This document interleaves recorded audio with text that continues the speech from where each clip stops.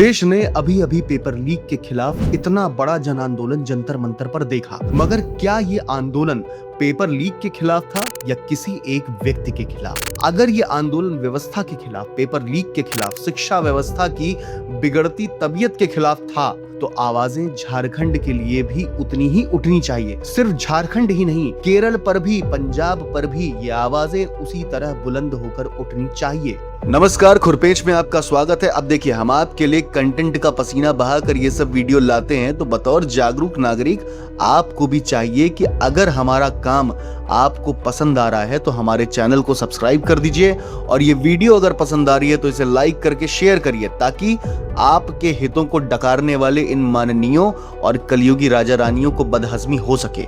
वैसे भी आप नहीं करेंगे तो कौन करेगा, क्योंकि जागरूकता जरूरी है। झारखंड में पिछले 7 वर्षों के दौरान सरकारी परीक्षाओं का सिलसिला लगातार पेपर लीक, कानूनी अड़चनों और प्रशासनिक देरी की भेंट चढ़ता रहा है। राज्य कर्मचारी चयन आयोग JSSC की डिप्लोमा और जूनियर इंजीनियर संयुक्त परीक्षा जुलाई 2022 में हुई थी, लेकिन प्रश्न पत्र परीक्षा से पहले ही लीक होने की पुष्टि के बाद से इसे रद्द करना पड़ा और आरोपी रणजीत मंडल की गिरफ्तारी हुई। इसी तरह दिसंबर 2022 में झारखंड हाईकोर्ट ने रमेश हांसदा बनाम राज्य सरकार मामले में 2021 की भर्ती नियमावली के कई प्रावधानों को असंवैधानिक करार दिया, जिसके बाद JSSC को अपने 12 विज्ञापन वापस लेने पड़े। जनवरी 2024 में हुई JSSC CGL परीक्षा का तीसरी शिफ्ट का सामान्य ज्ञान प्रश्न पत्र भी लीक होने से परीक्षा चक्र ही रद्द करना पड़ा, जिसके विरोध में छात्रों ने पथराव तक किया।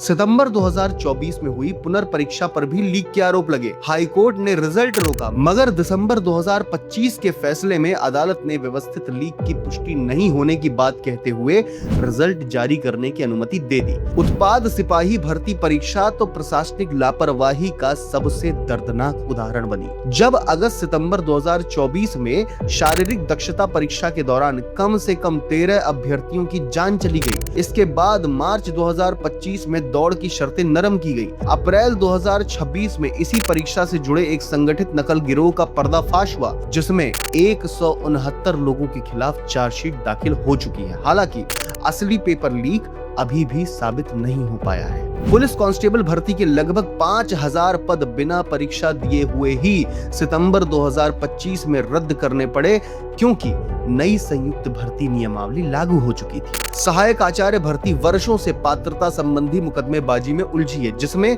सुप्रीम कोर्ट तक हस्तक्षेप कर चुका है। माध्यमिक आचार्य परीक्षा में तो लगभग 3000 अभ्यर्थी के टर्मिनल और IP एड्रेस में गड़बड़ी पाई गई है, जिसके बाद चयनित उम्मीदवारों की दोबारा परीक्षा ली गई। सबसे ताजा और गंभीर मामला 14वें झारखंड लोक सेवा आयोग यानी JPSC की संयुक्त सिविल सेवा परीक्षा से जुड़ा है। जुलाई 2026 में CID और रांची पुलिस ने आयोग कार्यालय पर छापेमारी की। कई अधिकारियों और निजी व्यक्तियों को हिरासत में लिया गया और मुख्य परीक्षा स्थगित करनी पड़ी। इसके साथ ही आयोग ने अपनी जुलाई से सितंबर तक की 9 परीक्षाएं भी अनिश्चित काल के लिए टाल दी है। राज्य सरकार के रोजगार संबंधी चुनावी वादों का हिसाब भी उतना ही निराशाजनक नजर आता है। 2019 में झारखंड मुक्ति मोर्चा ने 2 साल के भीतर 5 लाख सरकारी नौकरी देने का वादा किया था, लेकिन सरकारी आंकड़ों के मुताबिक अब तक मुश्किल से 34,000 नियुक्तियां ही हो पाई हैं, यानी वादे का महज 6.5%। बेरोजगार ग्रेजुएट्स को 5,000 और पोस्ट ग्रेजुएट्स को 7,000 रुपए प्रतिमाह भत्ता देने का वादा भी पूरा नहीं हुआ। बजट में यह राशि सालाना कर दी गई। निजी क्षेत्र में स्थानीय युवाओं के लिए 75% आरक्षण का कानून तो बना,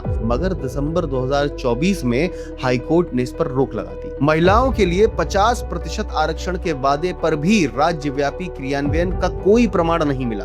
2024 में गठबंधन ने वादा बदलकर 10 लाख रोजगार अवसर देने की बात कही, जिसमें निजी और अनुबंध आधारित नौकरियां शामिल हैं। जुलाई 2026 तक सरकार के अपने आंकड़े के अनुसार 24,000 के आसपास नौकरियां और प्रस्ताव दिए जा चुके हैं, जो लक्ष्य का महज 2.5% है। अगर विरोध बस विरोध के लिए है तो ये आपकी व्यक्तिगत क्रांति है, सिलेक्टिव और आपके पसंद आपके सुभीते की, फिर इसे क्रांति कहना भी गलत होगा। अगर ये क्रांति वास्तव में व्यवस्थागत सुधारों के लिए है तो मुद्दे अहम हैं, इसके अलावा कुछ नहीं। आपका इस मुद्दे पर क्या कहना है हमें कमेंट सेक्शन में जरूर बताएं। जय जोहार।